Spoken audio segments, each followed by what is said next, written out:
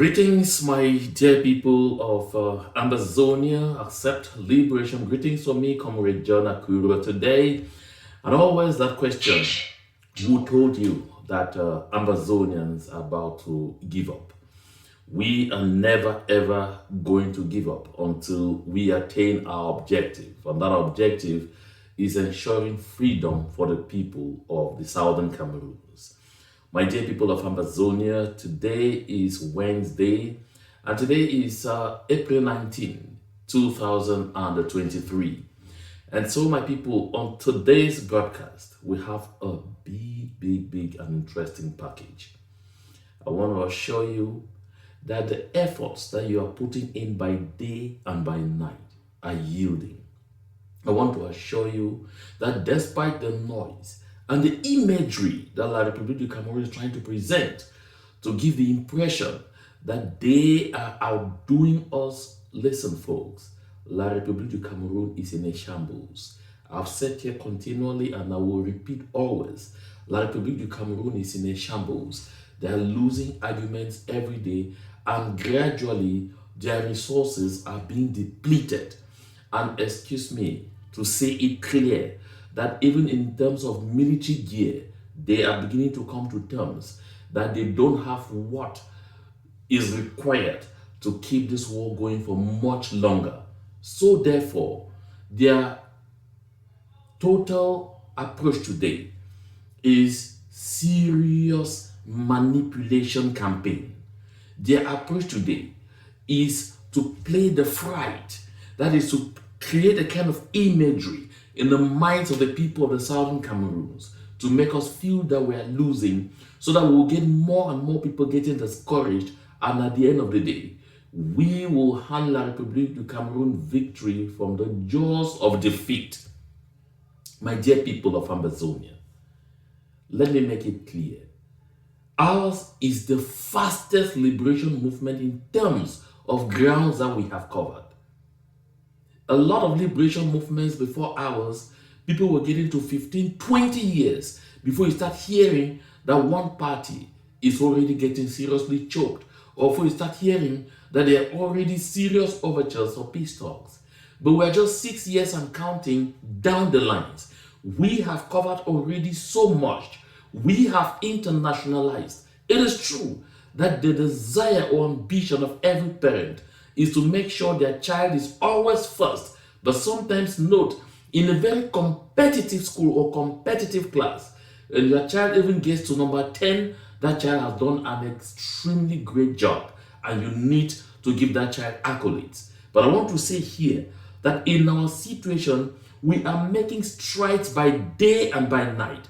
La République du Cameroon has struggled a lot to conceal until they are getting out to the point where they can't conceal anymore. And on this broadcast, I'll be showing you evidence of things I've said on this platform before. And sometimes people thought it was a joke. Listen, my people of Ambazonia, in 1982, when Cameroon's first president, Amadou Ahidjo, was handing over to Paul Biya, he told Paul Biya a lot of things about the Southern Cameroons.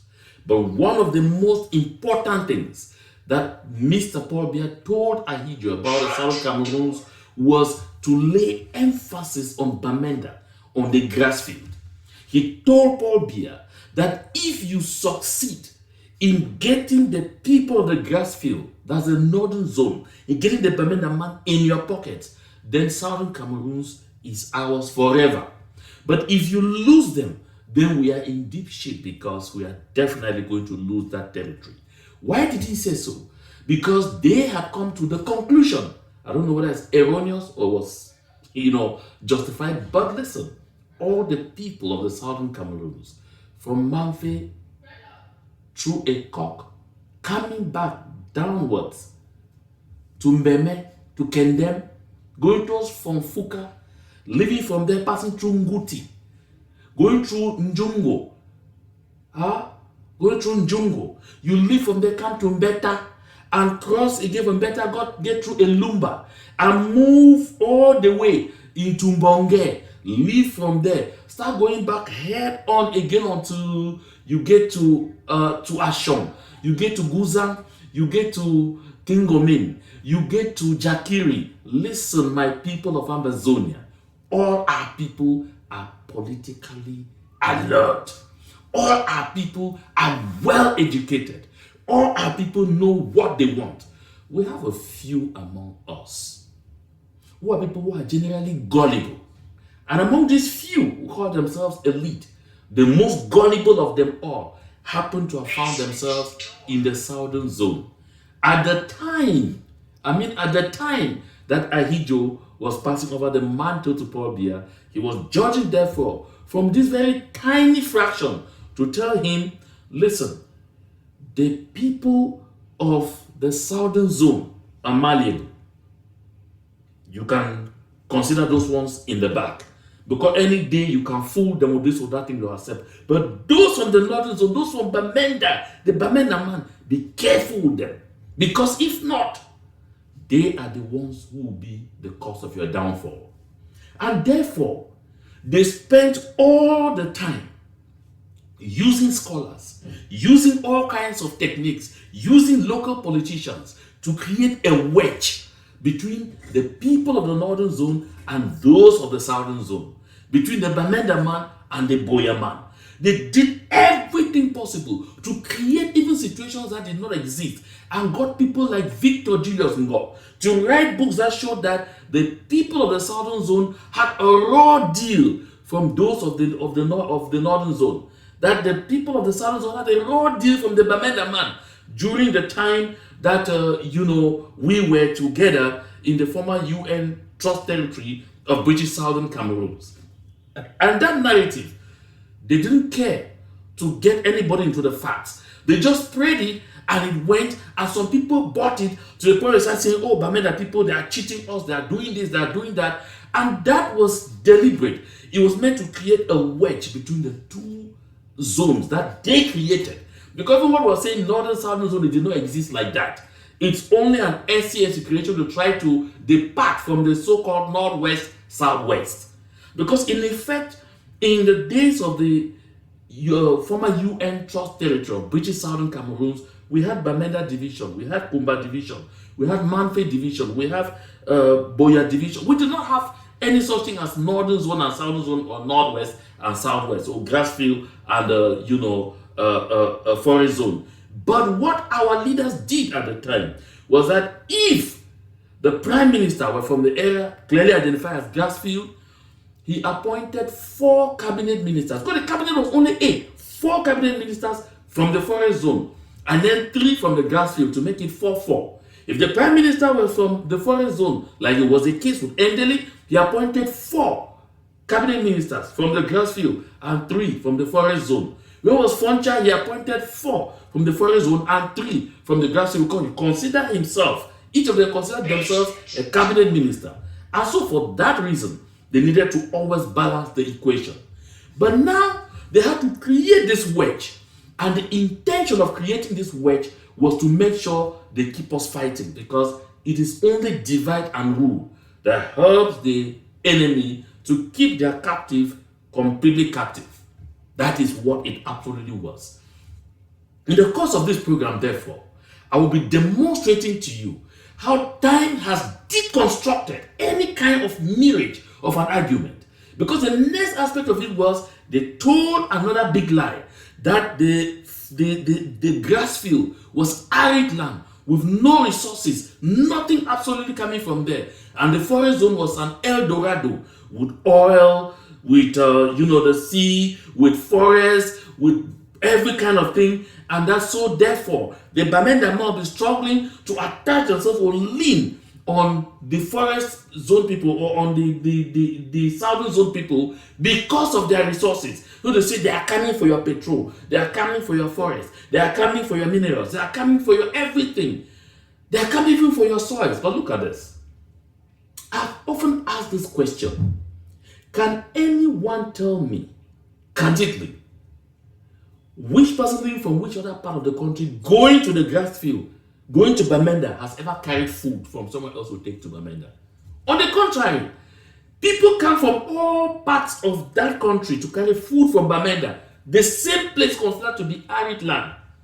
Yeah, That's why when you see those 70-seater truck buses leaving Bamenda, the whole of this full of vegetable, Irish potatoes, water fufu, I mean gari, all kinds of food stuff, yam, bean, corn, name them, all kinds of food stuff, plantain even. They leave from there to all other parts of the country. Cabbage. You recall when some Francophone ladies made their play. They say, where are you from? You say, I'm from this. They say, Bamenda. I said, Bamenda. Nyami is cabbage. You bring me wati. Listen. So they try to create this marriage. All of our land. From Bamenda to Boya. Kumba to Kumbo. Manfe to Mbengwi. Womb to Bangem. Every place is fertile. Every place is resources. I told you people here before that when we do a geography of resources of the southern Cameroons, you'll be embarrassed. Just why, for any reason in the world, we'll keep ourselves glued to a people who bring literally nothing on board, but who feed on our resources with all their might, and at the same time do everything to annihilate us. They don't even accommodate us. When you get all these arguments, you will understand why it makes just so much sense for every single Southern Cameroonian to be involved in this liberation movement. Unless you are so selfish to think about tomorrow, because you tell yourself that now I'm already 60, 70, I don't need to fight again. I already have a foothold in this colonial system that I'm tapping from, so I must remain inside here and drag everybody inside so that I eat and eat until I die. The future will take care of itself. Unless you have that mentality, then you will have to be part of this liberation movement. My dear people of Ambazonia, the package is a heavy one. Fasten your seatbelt, settle down, get some water to drink or anything that you want to drink. Like, I have a glass of mineral here to clear my throat as we go. So let's have some little fun moment with our mothers and we'll get into the beef of the show.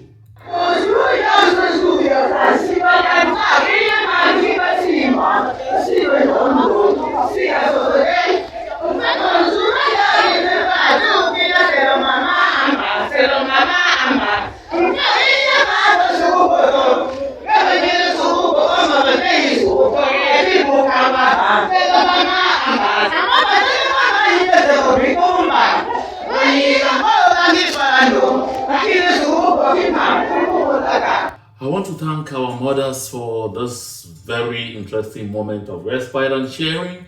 And as we get into this communication, take note that there are two things in life that you are in total control over. That is, these are your attitude and your effort. So the two things in life you are in total control over are your attitude and your effort. So my people, why am I sharing this? I like us to note that our attitude towards this liberation movement and the effort that we put in will determine whether we succeed or we fail. I like to be clear here, very unmitigated.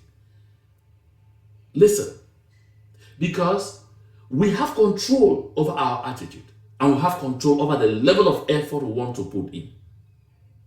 I notice that there are some activists in this liberation movement who are often brought in simply to see how to attack any platform that appears or is credible and that is giving the people of Ambazonia adequate education, enough information, all the tools required to remain mobilized and determined to ensure our freedom. They make sure those kind of activists are directed at bringing disrepute to these platforms. That's why you must have noticed that lately there are some activists who have told themselves that their total capital, the only way they get relevant or the only way they get popular or the only way they get known or that they attract followership is to sing Mba Akuro morning, afternoon, evening. Oh, Mba Akuro has done this. Mba Akuro did not insult A. Mba Akuro did not insult B. Mba Akuro did not attack C. Listen, my people, I'm really delighted that a good lot of you have reached out to me and told me turn a blind eye. That a good lot of you have reached out to me and said, I often share things with you, but I don't want to share these things because I really don't want you to be destabilized. But I want to say this: nothing ever destabilizes me. My focus remains on making sure that Republic of Cameroon leaves our territory. My focus remains on reminding us on a daily basis why we are in these liberation movements. Other things, I can handle them differently. On this platform, we shall focus on how to get La Republique du Cameroon out of our territory. Those who are ranting, there are people before them who have spent 6 months calling Barakuro morning, afternoon, evening. At the end of the day, they came back to recognize I really was misled. So I really don't have time to pay attention to some of those things because they can't find what to talk about in Barakuro. They find out people whom Barakuro talks to or happens to meet once in a while in some place. They find out what they have done and they say, what do? We hang these things around his neck because we have finally discovered what will bring him down. We have finally discovered what will bring down his reputation. We have finally discovered what will water down that platform and what will stop people from watching or from believing or from sharing in the education that he brings. Well, I know that sometimes some people fall to some of those things, but generally, we will be able to continue to overcome this challenge. That's why I share this thought that the two things in life you are in total control over are your attitude and your effort. So we will all determine what we want to put in this liberation movement. We will determine what attitude we want to take. Is it the positive attitude? We will avoid things like that. We avoid paying attention to things like that. If it is a negative attitude, okay, then that is your forte. But then the attitude that you take will determine the effort that you will put in this liberation movement. And we need all our energy to make sure that we do overcome. In my last broadcast, I shared this, and I'm coming back to it because it's very important and it's still ongoing. You recall that about 3 years ago, La République du Cameroun was suspended from the African Growth and Opportunity Act, that is an initiative by the US government to foster business tariff-free. Let's say tariff-free means you don't pay any custom duties at all. So it makes these products attractive to the American audience because without the tariffs that you have to pay in order to import those goods into America, it makes them become cheap and competitive.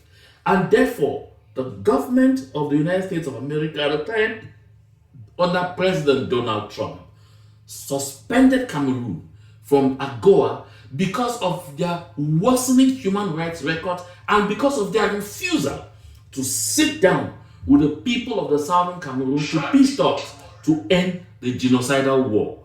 And therefore, you notice that La République du Cameroon, through its Minister of the Economy, Planning and Regional Development, Alamine Ousmane May, have started negotiating with the United States of America to bring them back into AGOA. But 3 years ago, they said, we don't even care. What is it? What is AGOA even bringing to us? We really can do without this. It's because there were certain factors in place. But times have changed. Things have evolved.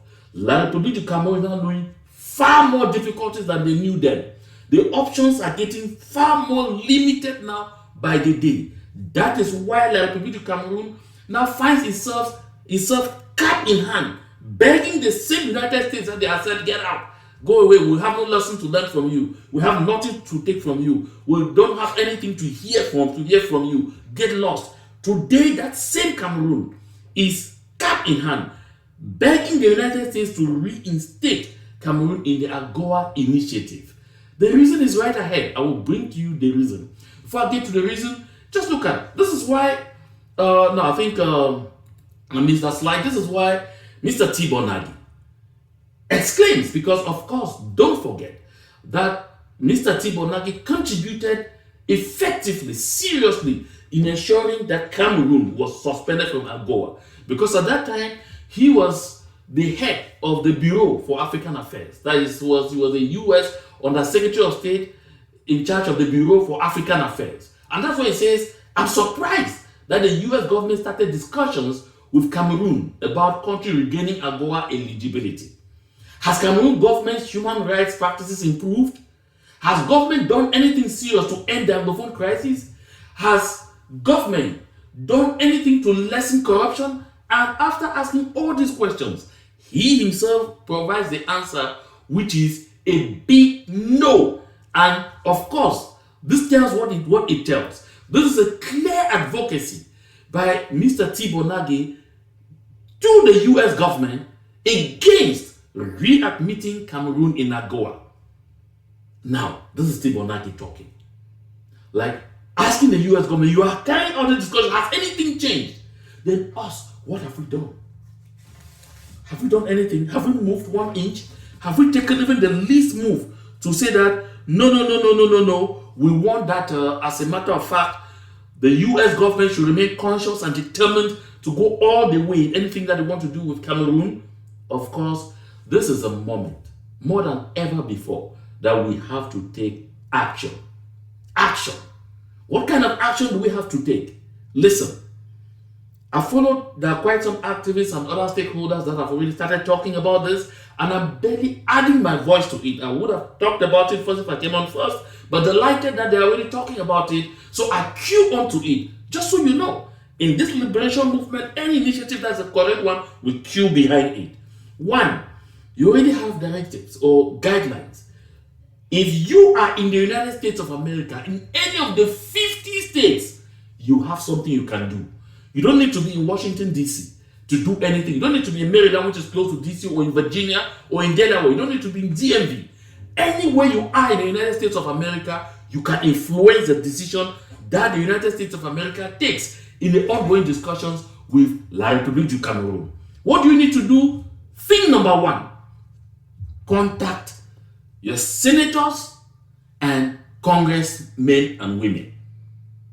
So, you can make calls, but most importantly, seek audience. While you make the calls, while you send the letters ahead, while you send emails to make sure that they are already receiving these emails first, they are aware of why you want to see them, because time is of the essence. Then you set up appointments to have physical meetings with them, exchange with them, explain to them, show them all the atrocities still going on in our territory and everything, and let them know that readmitting Cameroon into the AGOA initiative is like giving Cameroon a license to continue to butcher our people with impunity. It's like rewarding Cameroon for burning down hundreds upon hundreds of village settlements in the southern Cameroons, in Ambazonia. It's like giving Cameroon a pat on the back for killing our babies, Bebe Carol Louise, Bebe Tato Brandy, for burning down our old and vulnerable people in their homes, for looting our people, for raping our mothers, our sisters, our daughters. That admitting Cameroon back into the AGOA initiative is encouraging Mr. Bia's talks to continue to do the kind of things that they did in Bongé local government area, where they went to Mato and captured over 145 young men. Scores of them are yet to be accounted for until this day. Where they went to Ashong and captured 60 young men and started demanding 500,000 francs of each one to release them. You know, they did that in a corner, and the people of a corner, led by our mothers, forced them to vomit out these children. My people of Ambazonia, Sisi Kudilius Ayuk Tabe, and all our prisoners of war, Comrade Abdul Karim Ali, Comrade Tassan Wilfred Fumbles, Comrade Elias Eyambe Ebaye, Comrade Ngalam Fo. In fact, there are many. Comrade Shufai Bless, Comrade Awasum, all of these people, Comrade Ndoche, Comrade, I hate calling names because sometimes I will forget some names. I'll forget Mancho BBC, I'll forget Penterens, I'll forget Benji, I'll forget. No, don't feel forgotten. I'm talking about all of our prisoners of war. The torture they are still receiving until today. My people of Ambazonia, we can't stay quiet. We can't stay calm. I'm saying so because I have started doing that just today. I sent an email already this morning to the office of my senator. I'm going to send similar emails today to the offices of my representatives, the representatives in Maryland, where I am, the congressmen and women. And after that, I'm going to make calls to request for audience. And then I'm also going to be calling the State Department. Because I'm so busy that I have not called the State Department yet. I will call the State Department tomorrow. And the number to call is 202-647-6575. You want to call the State Department, the number, and if you're out of the United States of America, because you don't need only to be United States of America to call the U.S. State Department. I will encourage a lot of you on ground zero to call the U.S. State Department from ground zero. If you lack the means to call, reach out to your brothers, sisters, and acquaintances who are abroad, in America, in Europe, in wherever, who can assist you with the necessary airtime to make these all-important calls. We must encourage people from ground zero, from ground one, that's Nigeria, from ground two, that's Ghana, from all other places where there are refugees. Make these calls to the U.S. State Department. Let the calls not only come from the U.S.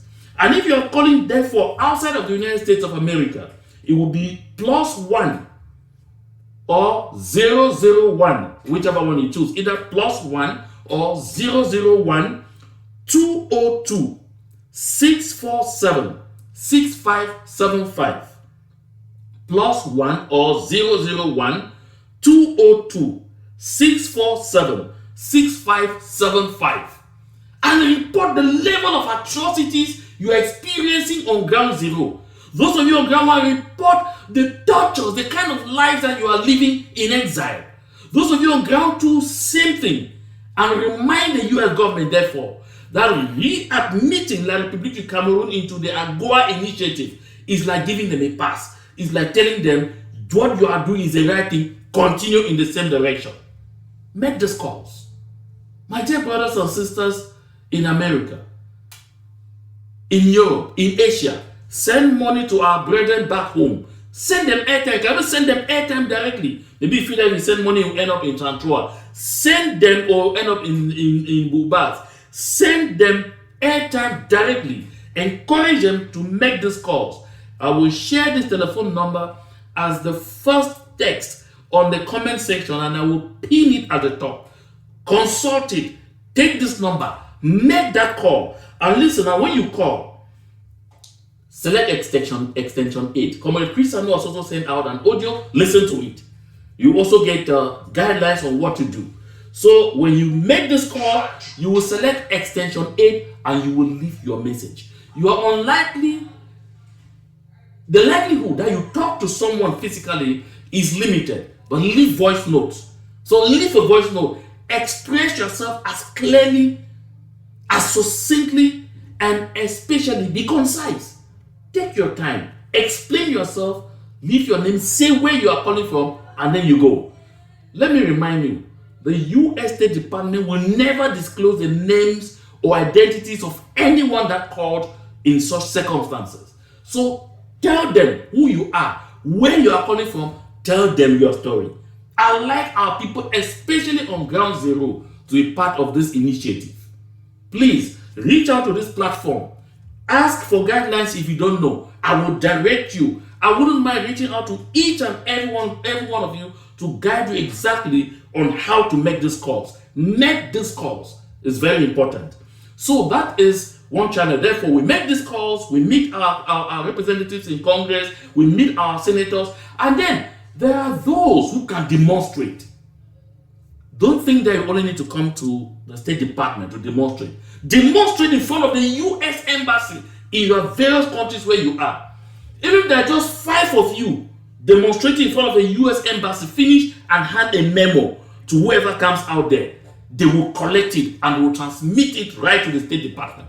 So you are in Brussels, you are in Hungary, you are in Germany, you are in Norway, you are in Finland, you are in China, you are in wherever. Even if there are just 5 of you, demonstrate in front of the U.S. Embassy there and hand them a written memo explaining just why they should not readmit La République du Cameroon to the AGOA initiative. This is very important. And at the same time, I have seen that there are comrades who are organizing a conference in Washington, D.C. from the 5th to the 7th. They are also organizing a demonstration in Washington, D.C. on May 5.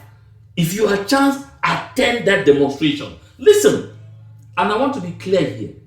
I support every single initiative that goes in the direction of making La République du Cameroon miserable.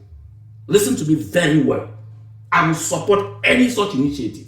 So if you hear anybody calling any demonstration against AGOA, whether it is who or it is who, go out there and be part of that demonstration.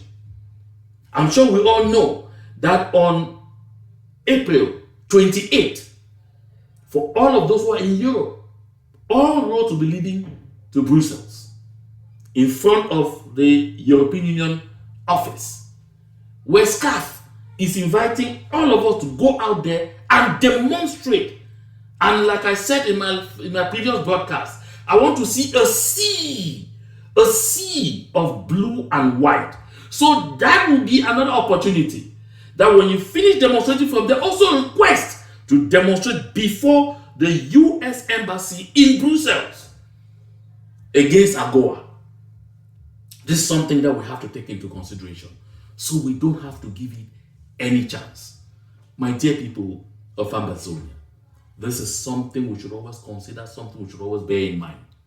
Don't take anything for granted. Every single action pays. And like I said, La République du Cameroon is in a shambles. La République du Cameroon is in total confusion. I assure you. La République du Cameroon is in difficulties. And it is because of those difficulties that La République du Cameroon is finding itself where it is today. It's because of those difficulties that La République du Cameroon is now going cap in hand before US authorities, whom they disdained only a few days ago. Only a few years ago, I call those years days. Just 3 years ago, they disdained the government of the United States of America and said, what are we actually getting in the AGOA? And said, get out, you can go with it. But today, they are coming back. There is a reason for it. And if you want to know, hang on, don't go away.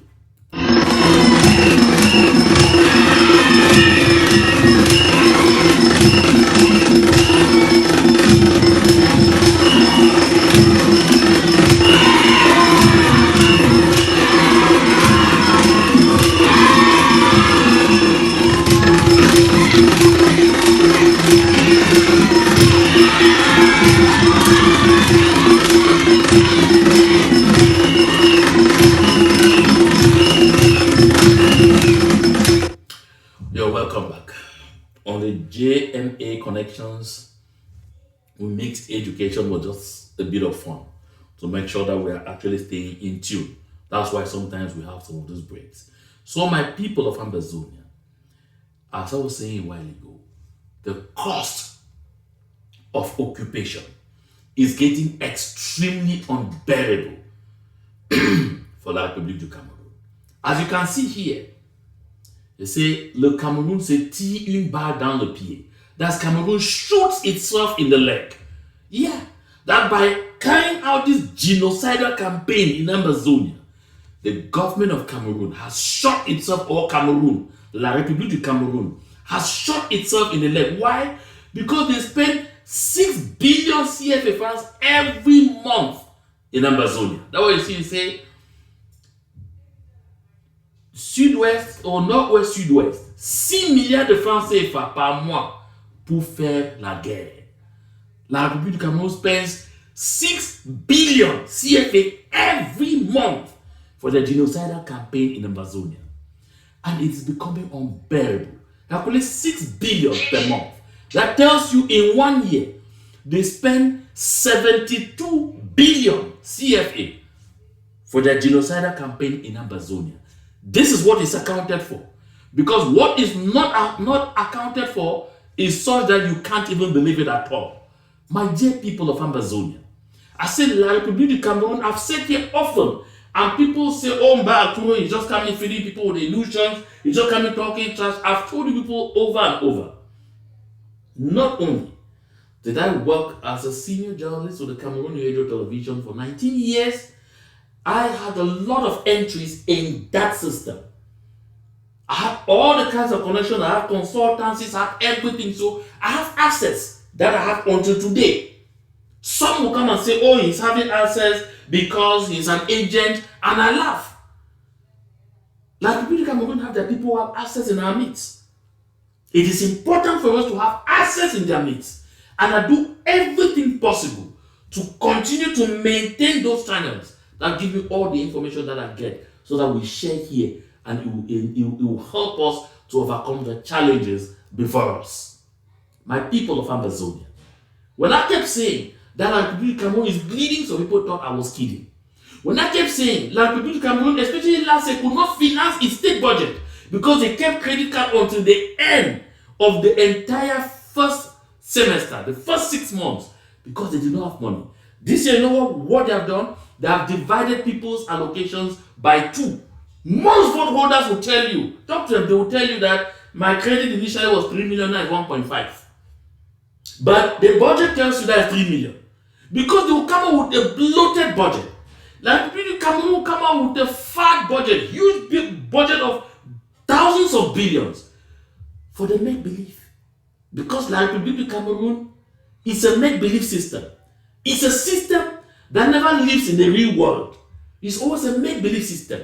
They believe in permanently telling lies, manipulating the people, dangling a mirage before the people, and making the people sleep and think that progress is coming, development is coming, when nothing will ever come. When even 100 years after, nothing is ever going to come. That is why La République du Cameroon will keep voting such kinds of budgets in the parliament, knowing full well that at the end of the day, they will not be able to execute it up to 50%. They won't be able to, because they don't have the means. Now they are bleeding seriously. Like I just said. Now look at this. If you're doubting that they're bleeding, this is one of the reasons. Cameroon raises interest rate to attract investors. That is, after 2 Chile bond issue receptions. Now, let me take some little moment to explain this, because some people may not understand what this is. Cameroon Generals goes on the international money market, and that's what they have been doing for many years today, for over a decade. They go on the international money market and they sell bonds. The treasury bonds you heard about back home is the same kind of bonds that the Cameroon will sell on the international market. They will tell you, okay, take this bond. This bond is worth 100 million. And so when you take this bond for 100 million, we will redeem it in 5 years. So we'll pay back. It's like collecting loans, but taking it now as bonds. You break it so that you can get multiple people bidding. And so they say, you are taking 100 million. In 5 years, we'll give you 106 million. And so therefore, in the past years, whenever Cameroon went to the international money market, therefore, when they say we want to get 200 billion, sometimes they ended up with offers of 300 billion, because people kept feeling, no, they are good customers, they will pay us, there's a chance. But now, the situation has gone to a point where Cameroon is no longer able to honor a lot of its international engagements, because the IMF has decided to seize a good chunk of the Cameroon budget to pay its debts to the creditors that Cameroon is unable to pay. Therefore, on the money market now, the international money market now, people are very skeptical with the Cameroon bonds. That's why you see here that Cameroon raises interest rate to attract investors after 2 Chile bond issues receptions. They issued bonds twice. They were expecting to be 150 billion. They never succeeded getting up to 50 billion. So now they have raised the interest rate to say, okay, now, previously, when we were giving you this bond, 100 million, and then when we give you this bond, you give us 100 million. In 5 years, instead of giving you 106 million, in 5 years, we will now give you 110 million. Their hope is that by raising the interest rate, by taking it higher, so that the people now know that, oh, it's attractive if I give my 100 million, now I'll have 110 million in 5 years. Oh, okay, now I'm ready to. That's what Cameroon is trying to do.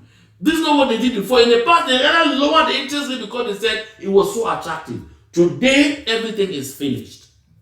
Everything is finished. Nobody trusts in any form of business with Cameroon again. Because why? The war in Ambazonia has not only gone so costly on Cameroon and dented its image so much and reduced its ability to live up to its financial obligations, there is also the succession question in La République du Cameroon, which is creating uncertainty, and business does not like uncertainty. And now they are caught up. In my next broadcast, I'll be showing you an aspect of their military, the dilapidation of the military of La République du Cameroon, to let you know to what extent we have not only brought La République du Cameroon down, but exposed it to the rest of the world as an entirely, completely failed state. This is what I mean on this platform. This is my business on this platform. Making sure we know, making sure we're informed, making sure we're educated about this, so that we know we're on the right track, so we know we are making progress, so that those who come and deceive you and tell you, oh, this thing has failed, it's failing, listen, they have an intention to make sure we get discouraged. Because the only way that the Cameroon will win today is attack our resilience, is attack our determination, is attack the level of support we give in to this liberation movement. That's why you see, they are so down that they are right now at this level. This is the second time they are raising the interest rate, and it is not going.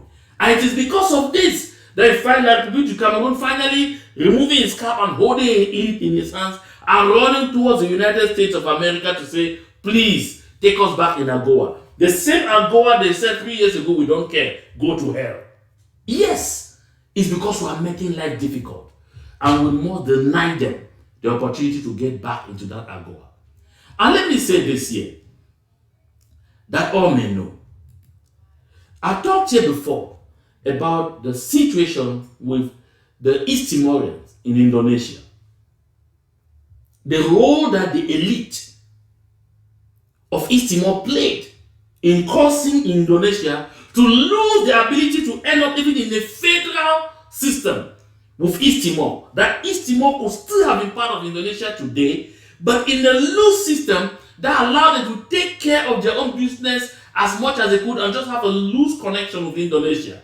But the elite of East Timor kept deceiving the government of Indonesia that we are in control. These are our people, we will defeat them for you.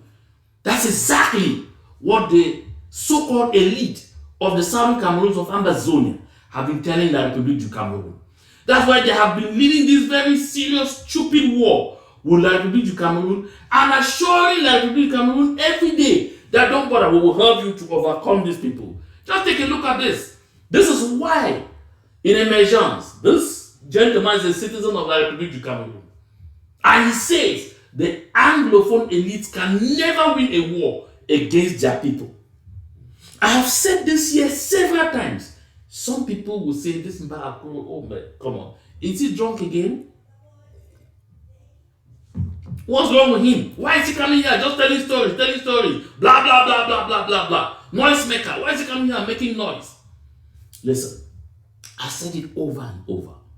That those of you who end up constituting yourselves blacklegs, because this so-called elite deceive you that they are going to defeat their own people for La République du Cameroon and make you a lord, they are deceiving you because they themselves, they can never succeed in winning a war against their people.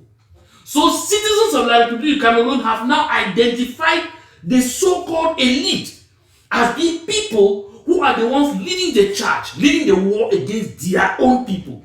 When I said it here before, people thought it was a joke.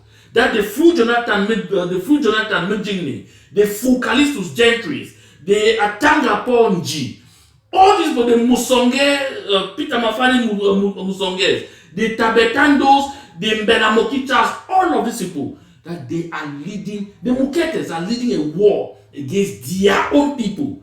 They come and deceive you that, oh, we are going to represent you, we are going to talk for you. But the citizens of La République du Cameroon, their intellectuals now know, they have now identified those who are the real warmongers, that they are the elite, the so-called elite. And now they are reminding them that you have deceived us enough. If it's time for them to understand, the better. That the Anglophone elites can never win a war against their people. And this is a lesson that they will refuse to take. Because even while that is being said, Peter Mafani Musonge and Mr. Tabetando are celebrating today and saying that yes, they are the ones who instigated the internet shutdown in Ambazonia. In January 2017, that went on for 3 good months. That they are the ones who instigated an operation which led to the deaths of a lot of their people. They prided themselves. They're celebrating. We are the ones that instigated. Because they feel that when they do this, La Republic of Cameroon will take them seriously, give them positions, allow them, the avenues to embezzle as much as they can, give them the possibility to position their children. Of course, you see that Mfon passes on, his son has also been appointed senator to replace him. You'll find names of members of the board of directors of CDC. Among those names, you will also still find the names of children of some of this so-called elite. And the cycle goes on and on and on and on. Yeah, that's how it goes. So according to them, they believe that once this is done, I'm just trying to pick up it to try to see if I could get some of those things. But this is exactly what I'm talking about.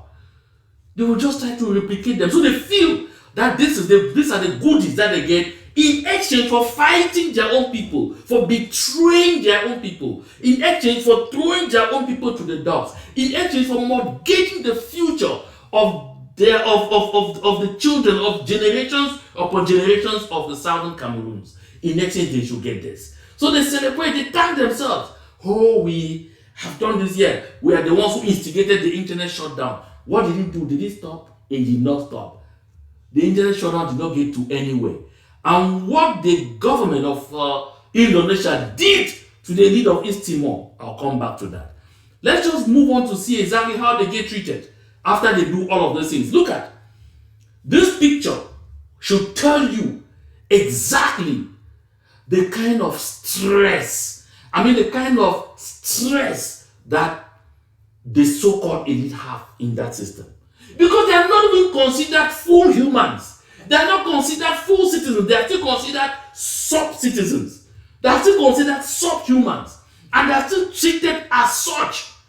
Even when they are in government as government ministers, they still treat them in that way. I said this. I had an experience with one of the cabinet ministers in that country. He stood there screaming CPDM every day, Paul Bia's policy vision, this and that and all of those things. Oh, one and indivisible. But he told us, he explained to me, how as a minister, because he was first of all minister without a portfolio for a good number of years, minister, delegate, the presidency, in charge of missions over the years. The way he gets given a portfolio, he now deserves a house befitting of a cabinet minister with a portfolio. And he goes to the minister in charge of housing, who's giving out housing, and is asked to wait in the waiting room for his colleague minister. And while he's waiting, a secretary of state, who is a francophone, a secretary of state, a citizen of La Republic of Cameroon, comes in and is immediately ushered into the office of the minister. And the minister comes out to receive him with smiles and everything. While this full-blown cabinet minister of Southern Cameroon's extraction is seated there and waiting tens of minutes, over almost an hour, to see his own colleague cabinet minister. While a junior person to him is received with open arms almost immediately. And when he was explaining this, I had pity for him. I could see him almost, I wanted to ask, but why can't you resign, Mr. Minister? But they don't resign in that system. Because if you do, only God alone knows what happened to you. So why am I saying this here? Look at what is happening. This is John Mute Joseph, Prime Minister, Head of Government. This is the Secretary General, Ferdinand Bongo, at the presidency. He is not even in the cabinet. He is a Secretary General to the presidency at the presidency of the Republic. Secretary General to the President of the Republic. This Prime Minister has a Secretary General at the Prime Minister's office to himself, who is even better treated than himself. But look at this. This is the Prime Minister here. Play an onlooker. Play an onlooker. Waiting patiently. Will my turn come? Will they finally say even one word to me? This is what they get. In return, for betraying their people. In return, for leading a war against their own people in the interest of a colonial administration. Absolutely unenviable. And those of you who are playing in that league with them, your fate is the same. I said this before, and I will repeat it here over and over and over. That the elite of East Timor in Indonesia did the same thing, put up the same attitude, fought their people relentlessly. Their people lost the first time when and gathered themselves again and came back to the charge. And when finally East Timor was declared independent, oh my goodness. Come and see those so-called elite now struggling to seek Indonesian nationality. Struggling to naturalize as Indonesians because they could not go back home. They spent their whole lives fighting their people. And so how could they go back to the same people? No, they wanted to stay in Indonesia. And the government of Indonesia came to consciousness. Just like this citizen of the Republic of Cameroon has come to consciousness. Yes, this citizen of the Republic of Cameroon comes to consciousness and says that the Anglophone elite can never win a war against their people. So therefore, the government of Indonesia came to consciousness. Government people of Indonesia, they said, no, you misguided us. If you stood up with your people and you were with your people and told us that these were the true aspirations of your people, we would have found a way out. But you deceived us each time that you are close to them. That is only a tiny fraction that wants independence. It's the same thing that's being told our people every day. It's the same thing that the Musonges, the Mbelamokis, the Fru Jonathans, the Tabetandos, the Jongutes, the Atangaponjis, the Fukalitus Gentries, all of them. That's exactly what they keep telling the government of the Republic of Cameroon on a daily basis. There are just some few people, some small boys, and then some idiots abroad in the diaspora. Yes, they are the ones. Some of them, like they're like a few apprentice sorcerers, like the Paja Sangas, who are hired to and given some little bread to go around making noise. How about they go and tell them, oh no, it's just a few misguided people in the diaspora and a few lost ones on ground zero. The majority are with us. They're with us. We're telling you, we're telling you, they're with us, and they're with you. We're handing them to you, but they never succeed in handing over. Those are people deceiving the Republic of Cameroon. The late Christian Cardinal Kumi saw this and wanted to demonstrate to the Republic of Cameroon government in triumphant details the exact feelings of the people. Reason, he conducted a survey and made sure on that survey independence was not mentioned anywhere. They just said which is the form of state you will want: decentralization, federalism, unitary state, order. And 69% of the people went for order. And when they picked order, they said order. Explain. When they picked order, they wrote there absolute independence. I'm using the words of the late venerated Christian Cardinal Kumi. Absolute independence. 69%. And so he wanted to organize an AAC. And of course, the so-called elite would not let him. They put speed bridge because they knew that if any opportunity like that were granted, the people would disavow them again publicly. Though that's something we too did not subscribe to. But they knew. So my people of Ambazonia, when these people do all of this because they think they will have recognition, at the end of the day, they are bastardized. At the end of the day, they are treated the way we are seeing them treated. And so, when that is done, where do they stand? How do they explain to anyone that we say that we are in charge? A lot of them are the ones complaining all over the place. Oh, we can't go and bury our dead. We can't go for funeral ceremonies. We can't go for this and that. You can't go. You are elite, and there are people, and you are in charge, and 90% of them are with you, and you can't go to see them. Why are you running away from the same people that you claim are your people, that you are in charge, that they are with you, that they share your thoughts and your philosophy? My people of Ambazonia, La Republic of Cameroon is coming to gradual realization. I assure you. I know that we are getting to about an hour in this broadcast, but trust me, there is still so much right ahead. So adjust your seat belt again, and make sure you take your seat like I do. And especially, this is soda, especially don't go away. After this break, we are getting into some very interesting information about the geography of our resources. Hang on.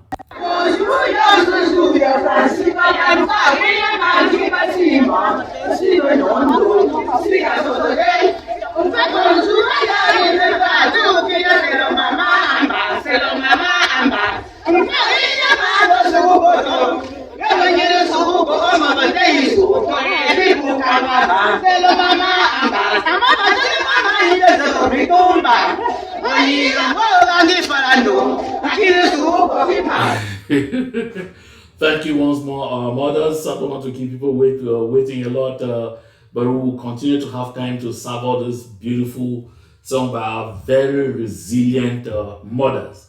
So, like I was saying, it is no longer news. You have all seen this. Don't look at what is right at the top there. I'm not interested in the DDR inmates who are making claims that they killed Field Marshal, as Nasser Clovis wants to say. This is where my concern is. Look at the bottom. For me, is right, and for you, it should be left. Look at the bottom left. You see 600 million tons of iron ore found in Northwest. My people, I came on this platform sometime and I announced that they have found a lot of mineral resources in the northern zone, in the grassfield. A lot of deposits. That the scandal is such that they can't mention it because they feared.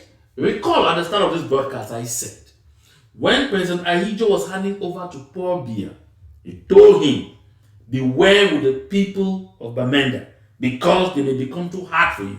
And so the government told itself that because we have kept telling this lie that the northern zone, or what they call Northwest, is arid land, they have no resources, nothing. All they want to do is depend on the petrol or on the petroleum riches of the Southwest. They want to benefit of their forests. They want to benefit of your everything, your riches, your natural soils. That's what they want to benefit. They found themselves cornered in difficulties, be able to make public the information that that land they call arid is an El Dorado.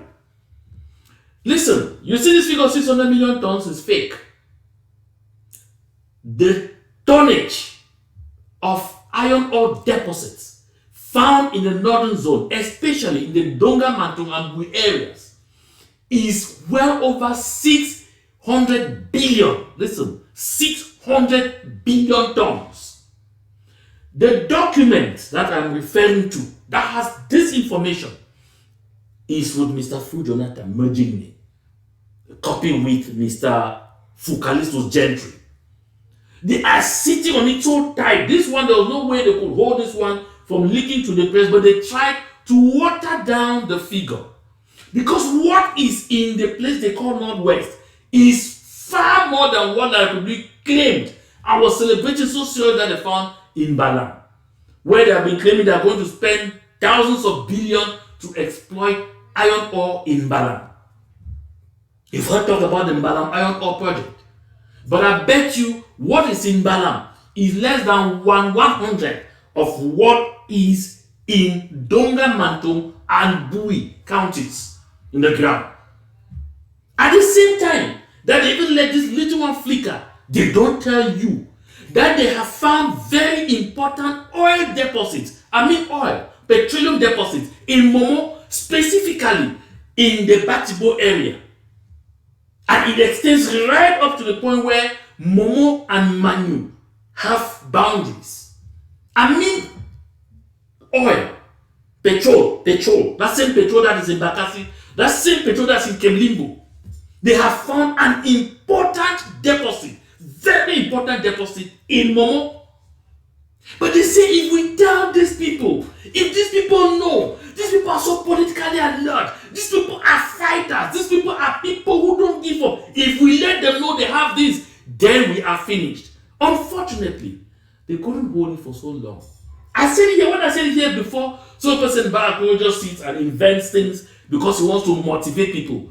My dear people of Ambazonia, I am a trained journalist. I worked in the as a senior journalist before going to the School of Diplomacy, which further increased my access. My people, what I talked about, what I know. What I talk about, what I have evidence that it is fact. So I said this, and some people thought it was a joke. Now you have it now coming in newspapers in Chickles. They will vomit out the entire truth.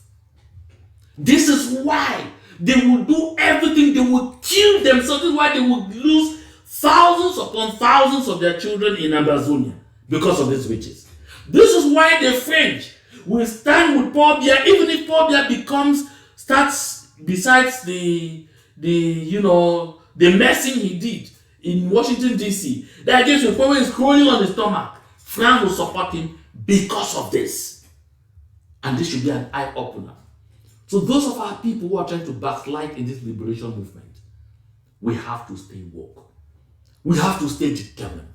We have to stay focused. We have to continue to believe in the struggle, and we have to continue to stay resilient until we send these intruders out of our territory. This is the promise I made from day one, that I will fight right up to the logical end. That's why I don't pay attention to those calling me names, because it doesn't matter to me. Listen, it really doesn't matter. If they raise you up to call me names, to say all sorts of things about me, trust me, it will be like you're throwing water on a dog's back. Listen, I have a habit of telling this story. When Simon Peter, no, it was not Simon Peter, it was Paul, Apostle Paul. When Apostle Paul's ship, or rather boat, got washed off the sea to a little island where they were lost. And God, it was so cold, he wanted to light a fire. And as he was struggling to gather the grass to light the fire, there were put sticks and he was trying to light it up. A tiny snake wrapped itself around his hands. And he lighted the fire. He saw it, he picked it immediately and threw it on the fire, lit it up, and continued doing what he was doing. But on that island, everybody knew that tiny snake. That once that tiny snake wraps itself around your hand, the only thing that happens is you start getting swollen until you die. So they were watching Peter to see what Apostle Paul, to see what will happen to him. But Apostle Paul didn't even have that. He had made challenges bigger than that tiny snake. And so when they were talking about it, it didn't mean a thing to him. He knew that who was in him was bigger than he who was in the world. My people of Ambazonia, I know why I'm in this liberation movement. I don't doubt it, because if I were doubting why I'm in this liberation movement, I'll start wondering why some people will spend their lives talking trash about me or calling my name in their shows from the first minute of the show to the last one, doing special shows on Baakuro. I would have been wondering why, but I'm not. Because I know why I'm in this liberation movement. I know where I'm headed to, and I'm convinced that I will get there. So all the rest of me is bluff. So therefore, this is why La République du Cameroon will hire all kinds of people to create confusion in our liberation movement for this. That's why they will create black legs here and there everywhere. And you are fighting against your own people, not knowing that you will be a loser. Now you are hearing it from the citizens of La République du Cameroon that the Anglophone elite cannot win a war against their own people. If you're just joining in and you didn't see that, let me put it up again so you see it. That the Anglophone elites can never win a war against their people, says a citizen of La République du Cameroon. And therefore now let's move to a completely different thing. Listen, they come and see, they tell you, oh, we want to reconstruct. We want to bring development. We want to change things. We want to reconstruct this land. And I saw the other day a reverend father sharing something in the forum. I don't want to call his name yet, but I'll get to that. Sharing something in the forum and saying they are creating a network or whatever for reconciliation and peace. For reconciliation and peace. So that people we should reconcile against each other and say that and ask him, where did we keep justice? When we talk about reconciliation and peace. And reconciling with who? Reconciling with who? La République du Cameroun is a development barren land. Why do you want us to remain unevenly yoked with a people who don't have a sense of imagination, who don't have a thought for their own growth, who don't think about their own development, who only spend time thinking about today, looting, and looting. If they cannot develop their own country, is it Ambazonia that they will develop? If you don't take care of yourself, nobody will do it for you. That's why we need to send them out of our territory, so we take care of ourselves. When I sit on this platform, that it took just 50 years to make Dubai what it is today. Someone came and told that, oh, don't glorify something because they used by African slaves and anywhere, that's an aside. But 50 years. Paul has been in power for 41 years and counting. So, when Paul took power, 9 years before he took power, somebody was struggling to develop Dubai, to transform a desert into the El Dorado that everybody in the world wants to go to. And 41 years after the person finished, or before 41 years, the person finished. He has been in power for 41 years and degraded everything he met. Look, my people, when these people say, oh, we should go into federalism, we should go into any kind of thing like Republic du Cameroon, always ask yourself this question. When we got into this shit with La République du Cameroun, this unholy marriage, what has ever been taken from La République du Cameroun into the Southern Cameroons? Can anybody name anything? One, they took away the National Produce Marketing Board from the Southern Cameroons. They took the headquarters to La République du Cameroun in Douala. How did it end? It got finished.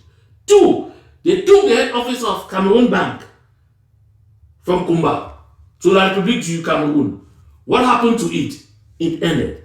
Three, Yoke. What did they do with Yoke? They dismantled everything in Yoke and carried it to La République du Cameroun to beef up their own installations. And what happened? Boom, Yoke ended. Next, they happened onto PWD. Carried away all the caterpillars, all the tractors, everything from the PWD yard to Yaounde. And what happened? PWD has to do it, ended. What was ever brought away from La République du Cameroun into the Southern Cameroons? Can anybody quote one? Quote one! Then I'll agree with you that we need to have something to do with La République du Cameroun. Quote one thing, one. Don't look at me. Why you look at me? Why are you opening your eyes? Quote one. I know you are getting ready to go and write that blah, blah, blah, blah, blah. You're ready to go and write that, go and pay your debts at the bars at Carrefour. You're ready to write that, oh, we never know where you live in the country. You're ready to write that, oh, you're an agent of that group. You're ready to write that. Listen, quote. I just challenge you. And you can't. Because there is nothing to quote. There is nothing. That's what it is. La République du Cameroun took everything from us and they are continuing to take everything from us. All. You see, when Barrister Akeremuna sues because of the scandal from Glencoe, it's because he sits as a Southern Cameroonian. He imagines that this oil that they are playing with billions upon billions out of it is money from the Southern Cameroons that could have been used to develop the Southern Cameroons. They can't use it to develop even their own countries. Now, their own country. Now, let me show you. Because those of you who are saying we should get into some kind of thing, look at this road. This is the road linking Yaounde to Garoua. And this road is called La Nationale Numéro 1. That is the National Highway number 1. Which is supposed to, that when they say number 1, we mean the oldest, the most important, the one which will carry the most attention. This is La Nationale Numéro 1, National Highway number 1 of La République du Cameroun, linking Yaounde to Garoua. And from Garoua, you have another extremely bad road linking Garoua to Maroua. Don't talk about Kuseri, which will lead you to Chad. It is horrible. I showed pictures here the last time where even the governor, they were moving in water, knee deep in water. The place had become pools all over the place. That's dilapidation. I worked in the far north. I worked in the far north in 2012. In 2012, I was sent to CIT in Maroua. The roads were not yet like this. So year in, year out, instead of going forward, that country is going backward. I mean, the road linking Yaounde So Ghana was not yet like this. It's true that a lot of the time I went up there by air because I couldn't bear these roads. But look at now, it's worse. Completely horrible. If the Republic Cameroon cannot construct its own roads, it's our roads that they will construct. This is still the road. If you think that that's a whole, look at this other patch. I said this is La Nationale numéro 1. Cameroon. La Nationale numéro 1. And you're waiting on Pobia to come and construct your ring road. You're waiting for Pobia to come and give you a superhighway that will link Kumba to Mamfe. You're waiting for Pobia to come and give you a superhighway that will link Kumba to Mundemba. Something must be wrong with you. You need to consult a doctor as fast as possible. If Pobia cannot fix, this is still that same road. Yaounde Gangwa, look at it. La Nationale numéro 1. Nationale numéro 1. Like here you have I-95. In the United States you have I-95. I-70, I-270, I-295, I-495. Those are that I means interstate. This is the kind of roads here. This is the equation. This is the counterpart of it in Cameroon. And this is the first one, National numéro 1. My people of Ambazonia, why do we want to tie ourselves to a people who are development barren? A people who have no vision, no idea what development is all about. What a people-centered approach to development is all about, or approach to governance. Why should we keep ourselves unevenly yoked with those kind of people? And you will recall that around the early 80s, or late 80s, that just after Paul Biya took power in Cameroon, Ethiopians were facing horrible times. There was no money even to develop the country, money to do anything. Famine was killing the people. There was famine down to, if you watch TV and they showed somebody who's scared to just say this an Ethiopian. Until they let La Piro de Mbanga play the soundtrack, which he said they want to call like a echantillon for Ethiopia. That's a prototype. Echantillon is prototype of Ethiopia. You know what Ethiopia is today? That Ethiopia. Oh yeah, we had Ethiopians in Cameroon who were house helps, who were shoe menders, who were all kinds of things, doing all kinds of menial things just to have food to eat. Ethiopians. And we're mocking at them. And they like a champion for Ethiopia. This is Addis Ababa. Please. Few years after, this is Addis Ababa. What you see on my screen is Addis Ababa, the capital of Ethiopia. This is not Europe, it's not America. No. It's not Asia. It's not some part of China, not Taiwan, not Singapore, not Japan. No. This is Ethiopia. This is Addis Ababa, as you can see on your screen. And where is Yaounde? I just showed you the road. They are La Nationale numéro 1. This is Addis Ababa. Look at, you can see the ways. Look at the roads. See vehicles are circulating. That's a train moving in the heart of the city, between where you have vehicles, and this is Addis Ababa in Africa. When you have the echantillons of Ethiopia, just in the late 80s, this is Addis Ababa. Let's go. This is still Addis. So you say, but why am I getting into all of this? My people of Ambazonia, I am showing you this so you know that when we tell you, after we send these intruders, after we send these bloodthirsty demagogues out of our land, within only a few years we will transform Ambazonia. You think I'm joking? It is being done elsewhere. We have seen Rwanda. The last time I came here, I showed Accra. We had Ghanaians all over in the southern Cameroons, in La Republic Cameroon. We had Ghanaians all over. They were doing restaurants, they were doing hair, they were doing everything, and nobody forgets the back. That was today is called Ghana must go. They were saying Ghanaians must leave because they were invading. I showed you Accra. Few years after, our people are now seeking refuge in Accra. Our people are now struggling to immigrate to Accra. Our people are now going to school in Accra. Our people are now going to look for jobs in Ghana. When I say Accra, I mean Ghana. This This is still Addis Ababa. I've not finished. This is Addis Ababa, my people. In Ethiopia. How many years after we're talking about them? Derogatory and everything. This is Ethiopia. Can you show me one single place like this in that land, Republic of Cameroon? That people are saying we should tie ourselves to. This is Ethiopia. Addis Ababa.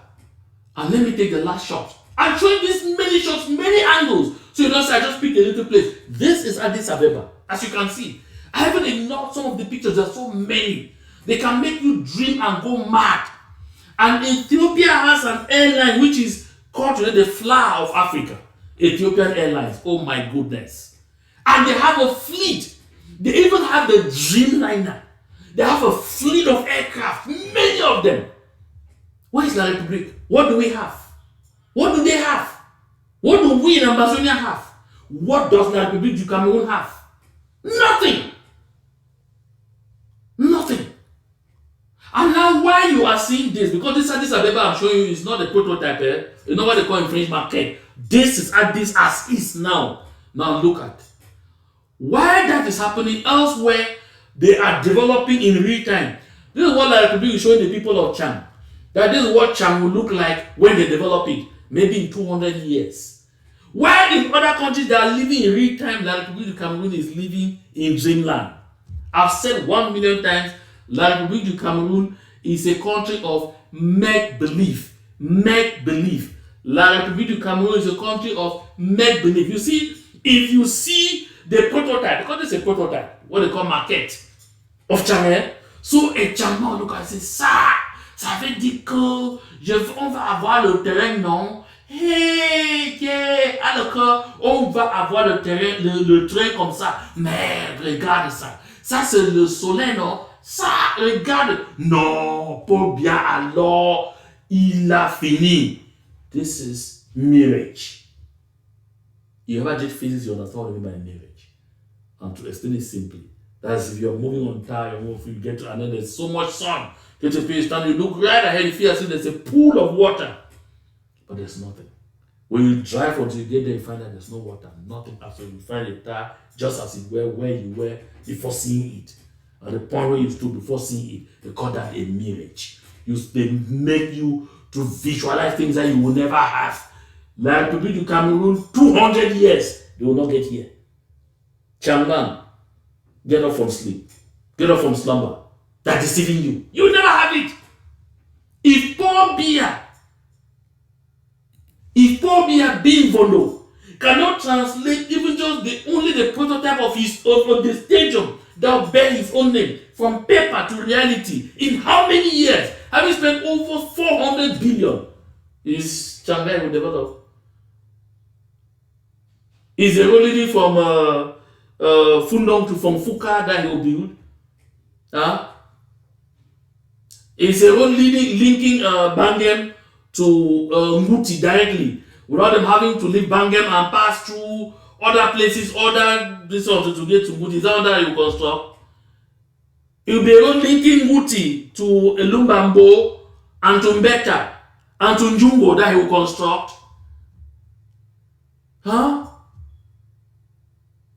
My people of Ambazonia, it is time for us to continue to stay awake. A man who cannot buy himself even his own aircraft, he sets out to buy for himself a plane, a presidential plane. They eat the money right in front of him before his very eyes. You are counting on that kind of person to develop your land. You want to take the future of generations upon generations of Ambazonia and put it in the hands of such a person who is ready to give to his son, who is already on the same tracks, who is already doing the same things, and they tell you be yoked to those kind of people. No, not me. Never. This is a never again generation.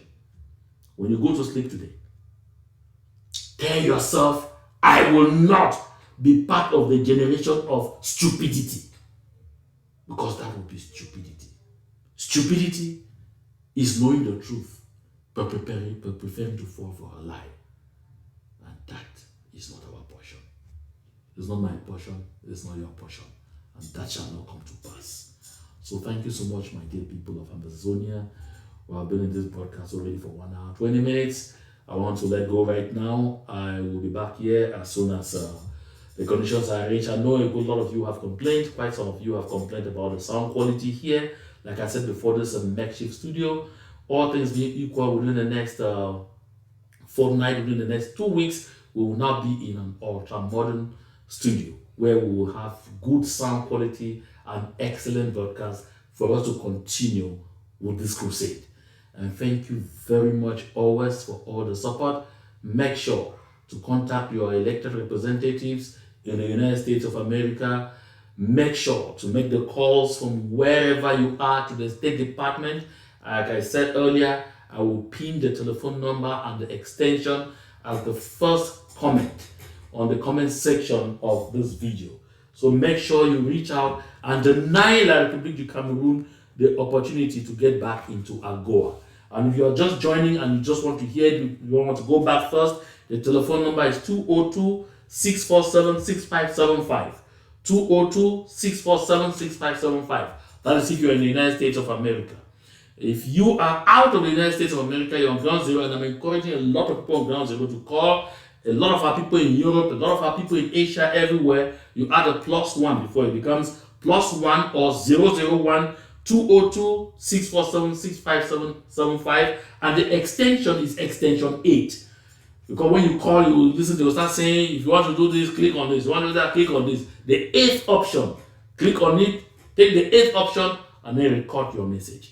Give your name, your location, your everything, and give them in a clear and concise manner. Be brief. You can even write it down before you talk to you. You can even take your time and read so that you are clear, concise, and to the point.